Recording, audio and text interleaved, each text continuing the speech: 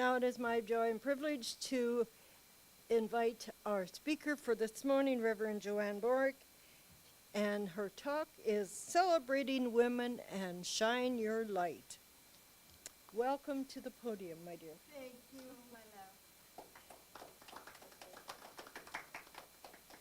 Thank you, God.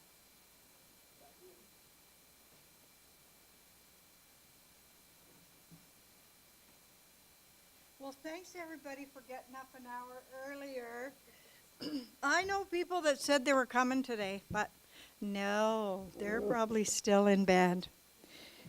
Like my granddaughter, she stayed over and she gets up and she says, "How come I'm still so tired?" Wait till tomorrow when you got to go to school. Okay, I think I'm going to pull this out of here for now. I brought my drum, and so I wanted a speaker mic. Good morning, beautiful. I am Reverend Joanne, Faith, Peace, and Love Boruck. And I am woman. I am infinite. And so are you. Welcome this morning to the Center for Spiritual Living. Every one of you are here by divine appointment. You're meant to be here. This is your time. So let's just take a moment and honor yourself for being here by closing your eyes as I state the following affirmative prayer. In the consciousness of love and peace, there is only one creative power, all-knowing presence, infinite essence of love. I call this Creator God. The name resonates with me. Whatever name resonates with you is perfect and honored.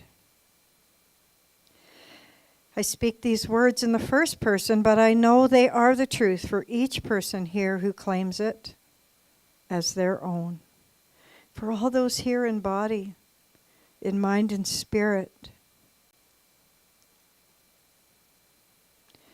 I feel right now my connection to my own body, mind, and spirit. I feel my heart beating. I feel my breath moving. My thoughts accepting and my spirit opening. I am one with it all. I am a co-creator in this life experience and rest in the truth that all the power, presence, and love is mine to share. For there is plenty to spare, plenty to share, and I do. In the silence and the peace, I allow my essence to flow from me to the person beside, in front, behind me, without expectation or conditions. As I do, I see the invisible thread of oneness connect us all. I remember that this is my power to use and share, and I do. With great thanksgiving for this center, this teaching, the mystics and leaders, both masculine and feminine, I simply say thank you. This morning we're open to the divine feminine within each of us. It is not a gender, it's a way, a principle, and it exists within each of us. I release my words into the all-knowing one and know it is already done. And together we say, and so it is.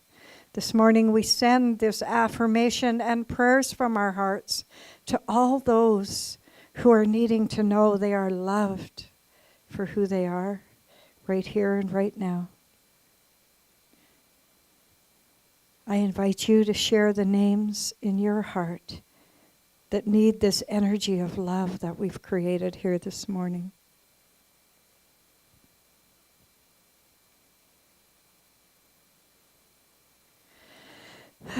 Thank you. Welcome back.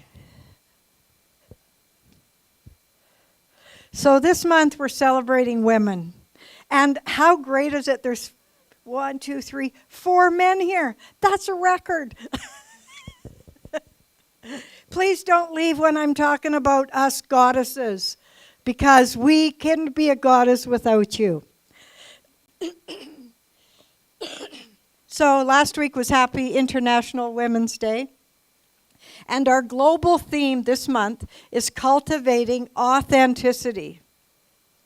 Wow, be an authentic goddess. It's almost like the universe was giving us permission, actually encouraging us to honor our goddessness, to honor our authenticity, encouraging us to celebrate our sexuality, to honor the divine feminine and the legacy of the women who went before us. But also to recognize that divine feminine principle, which is compassion and wholeness, rebirthing and nurturing. And that's in each of us too.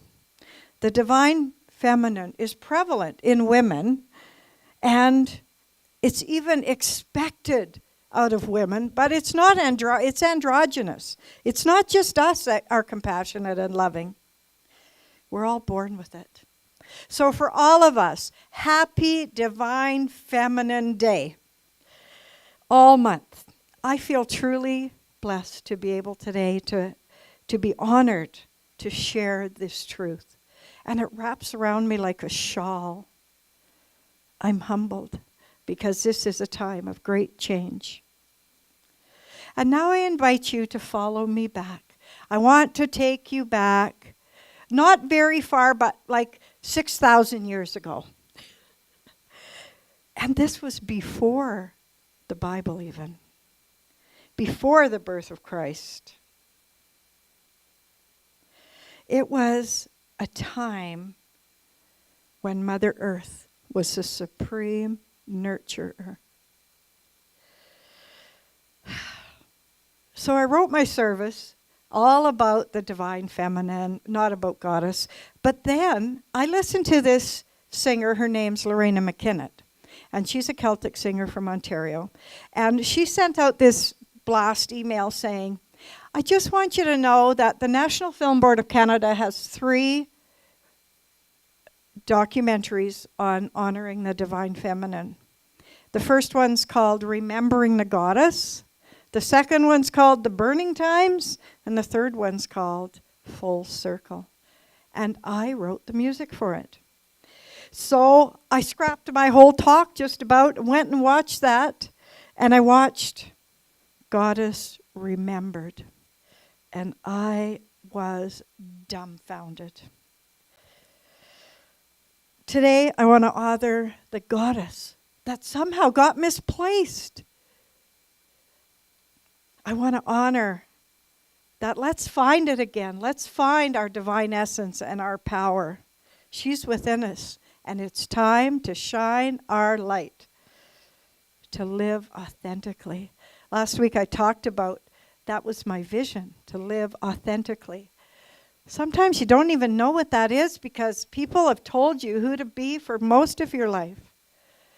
Authenticity is what you value, who you value. And over time, that movie was filmed in 1989. How many people have even heard about it? 30 years ago. I tell you, I'm not being judgmental, but I'm telling you, if it was about powerful men, we'd have heard about it. So when I watched it, they talked about discoveries in ancient cities. You know, North America wasn't habitated for a long time after the European cultures. Some of the statues they found were 35,000 years old. Isn't that just phenomenal? And up until the 1400s, the goddess was really revered. We lived according to nature, according to Mother Nature. All genders lived according to what nature told us. But over time, and not just in the drop of an eye, but over centuries, the female perspective has been discredited and ignored. So let's fast forward to 2023, and here we are. Many people are now looking for just what was missing. Now they're looking for that divine feminine. They're looking for compassion, understanding, and love. You know, women today, in my life, I can't say everywhere, but in the consciousness of this center, there's no hierarchy.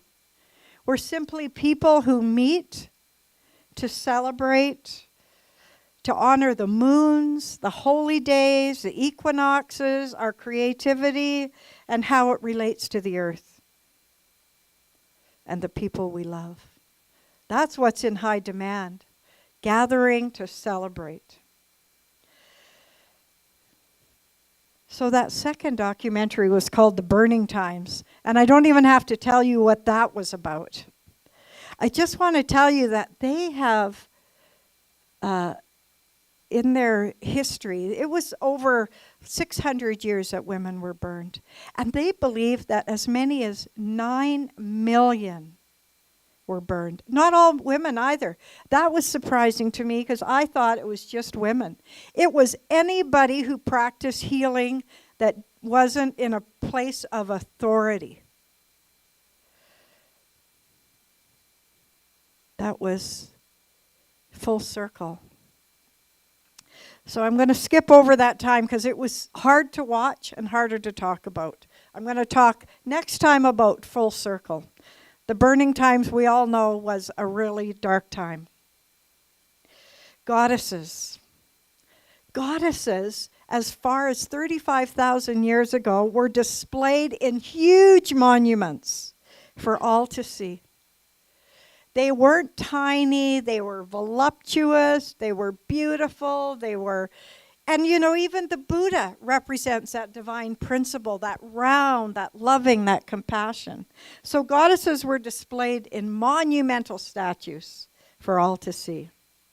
Today we build statues and monuments, but we build them as a symbol of power, of a conqueror. In our day and age, the conqueror has replaced the nurturer. That's what's missing. The nurturer, that's a symbol to be respected. We've forgotten the earth goddess, and it's missing in our world today.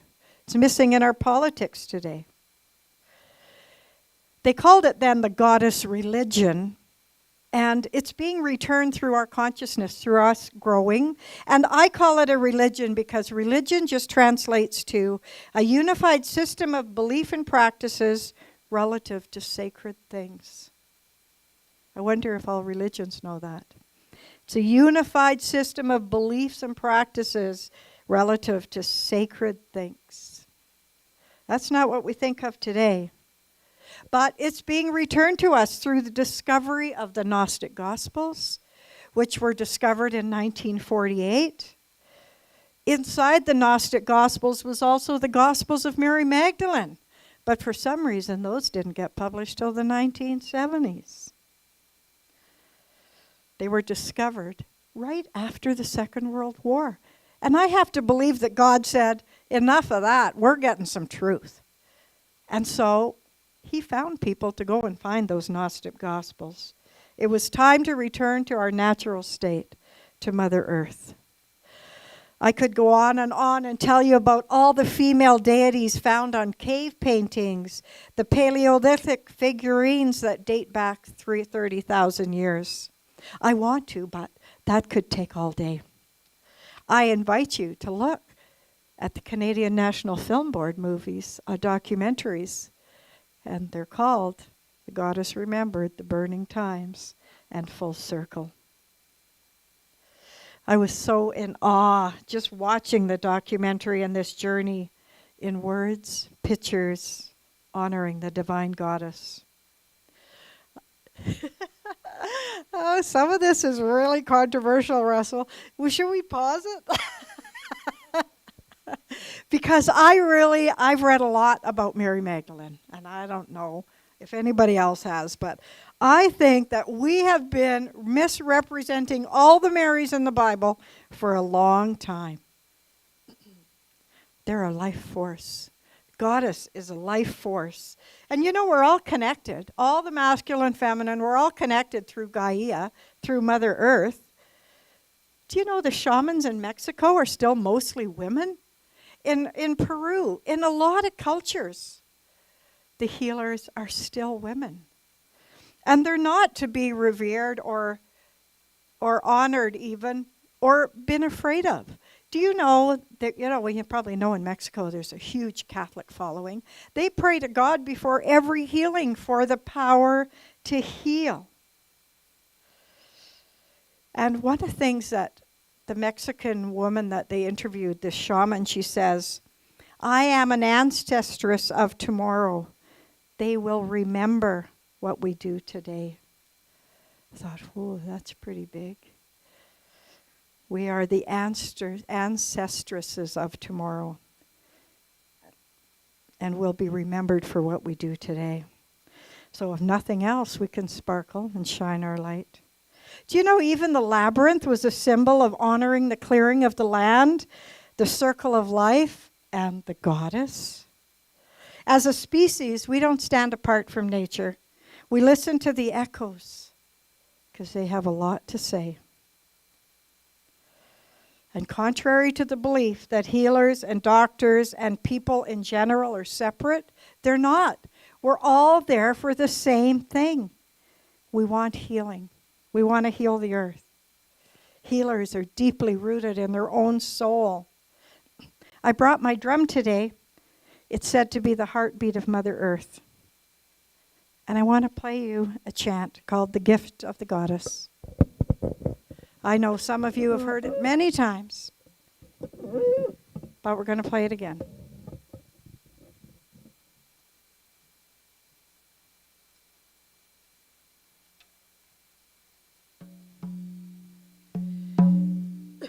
I don't know what's with my throat chakra today.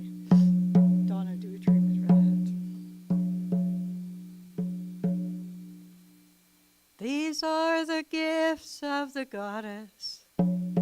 Love, joy, and peace.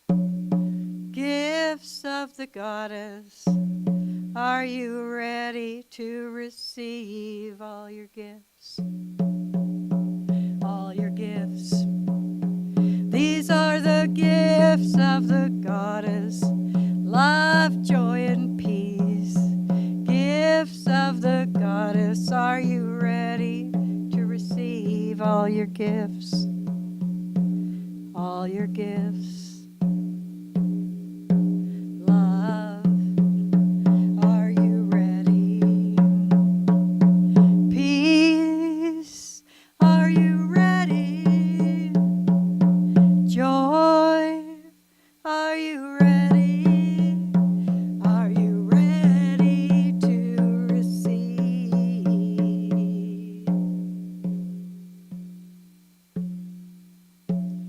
I'm ready. I'm open. And what was the rest, Donna? I let go. Hang on. I want you to see this. Okay. Stand up and show me. I'm tuned in. I go with the flow. I have all that I need. I let the rest go. Wow. I tell you, we've just covered the whole gamut today. And I'm not even done. So I was looking up powerful women online. And I realized that when they talked about powerful women, the gauge they used was how much money they had or how much power or influence they had. So I changed my trajectory and I put in, who are the most influential women in today? And the top one, I don't know if I was searching Canada or the rest of the world, but the first one that came up was a Canadian. Her name was Silhouette Cloutier. And in 2022, she was the top woman of influence, and she received the Lifetime Achievement Award for her outstanding contribution as an environmental, cultural, and human rights advocate. She was born in a small village in northern Quebec. She entered the residential school system when she was 12, which ignited her desire to help others and be of service to her community. She began her career in Nunavut in the education system and eventually became a voice for Inuit rights on the global stage, shining a spotlight on the ramifications of climate change on communities.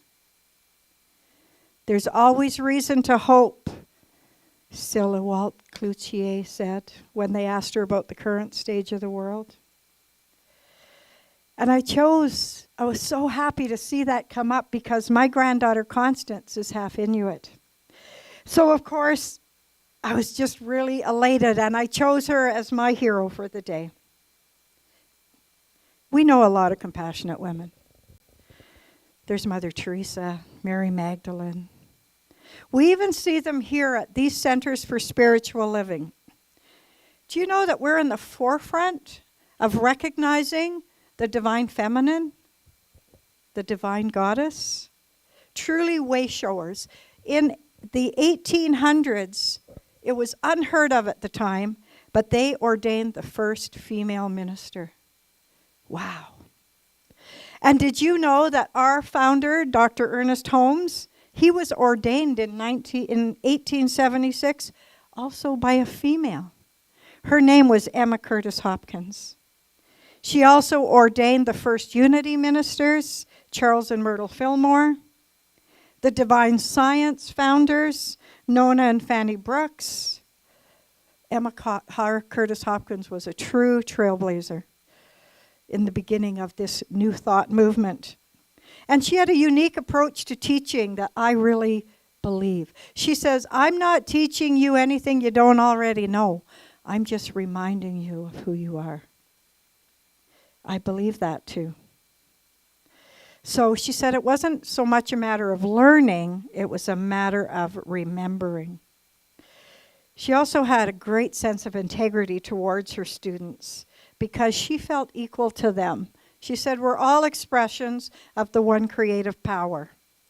And to her, the teaching was more important than the teacher. She showed so much enthusiasm in the higher principles of truth.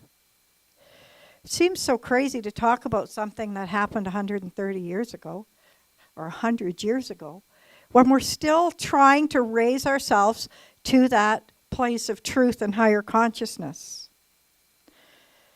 As with most centers and churches, the majority of people that come here are women. And I was thinking, I wonder if it's because we teach compassion and peace, and some men, not all of them, they've been indoctrined and programmed that there is, you haven't created anything by just healing yourself. They're told to go home and spend their time more productively. At least that's what my dad said when my mom said, come to church. I got a lot to do. Got to chop wood, might go fishing. But he was programmed that way, that's what he was supposed to do. Be productive. And time spent in self-reflection. Oh, I can't even imagine my dad doing that. But I know my sons do. They take time for themselves. Wow. It's not what we can measure. It's not what we can build and what we can see. It's who we are. And I have to say, it's not only the males that need to learn compassion. Lots of females do. And we need to learn balance. We need to be able to take hold of ourselves. Thank God for YouTube, because now we can change a light fixture, change a circuit breaker, anything we want. It's not specific to hiring somebody now, but what we need is balance. We need men to teach us what they know. We need women to teach men what they know. That's when we'll have peace. Do you know many important mystics found their teaching in the science of mind? Louise Hay was a minister. Mary Marin Morrissey, Marianne Williamson, even, I'm going to mention a man, even Wayne Dyer, all started in this teaching. The impression in researching I found that was most women were famous for their fight for education, peace, and equality, where men were honored for their acquisitions and their conquests. I don't think that's true anymore. I don't think men want to be recognized for their conquests. There has to be a middle way. The Buddhists call it the middle way. It's a balance of masculine and feminine divinity. And when we find that balance, we don't have to fight for equality in education, in gender, in sexual preference, because if we acknowledge both of our qualities, all of our qualities, there is already equality. And we are being our authentic self, our highest vision for ourselves. Yesterday we did a vision board, and I was really blown away by what people are visioning for now. It's not about chattels and things we want. It's about the peace, the love, the harmony that it will bring to our life. Of course, Joyce wanted a motorhome. I wanted, and me and a lot of people want a retreat center, a beautiful home on the ocean that's paid for so we can just let people in. I think that's changed. Years ago when I did the vision board, people were putting on red Camaros and all kinds of things, things that don't bring you happiness. So I just want to ask you to join me as we just think about that in a visioning exercise. So just close your eyes for a moment and imagine in your mind's eye in front of you is a blank canvas. And I invite you to bring into your consciousness, what is the highest vision you have for yourself in this life? Does your highest vision include your family, your community, your world, the earth and sky?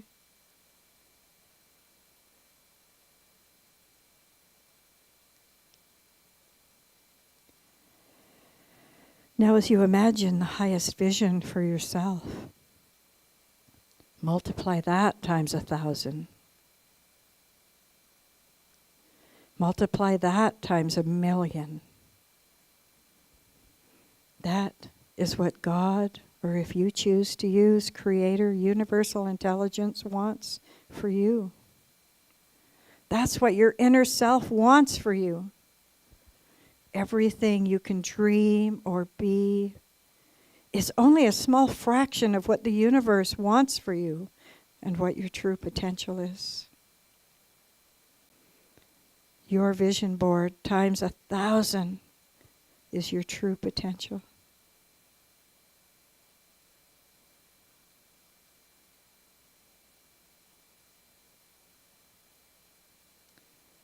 Thank you.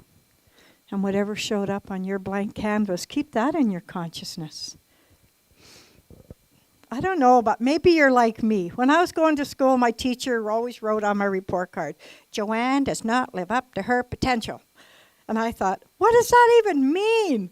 I had no idea what my potential was. I had no idea about this truth. Thank God there's kids here. I didn't know what my vision for myself was. I didn't know the power of affirmations, the power of the mind, the power of belief. And that power's androgynous. Doesn't just exist in me. It exists in all of us. And it exists as balance and truth. So the divine goddess is an energy that's been with us since ancient times. Consciousness is basically divided up into a masculine side and a feminine side, but we need both to achieve our highest potential. So I ask you to repeat this affirmation with me. Accepting and honoring the divine, I recognize my power to manifest nurture and create community. And just close your eyes and I'll say that for us all. Accepting and honoring the divine, I recognize my power to manifest, nurture, and create community. I know as we shine our light forth, it fans the ember of infinite possibility into a blaze of passion and compassion in ourselves and our fellow men and women. I live my authentic self loud and proud. I am Reverend Joanne Faith. Peace and love, Boruck. And I honor your authentic self. Thank you. And so it is.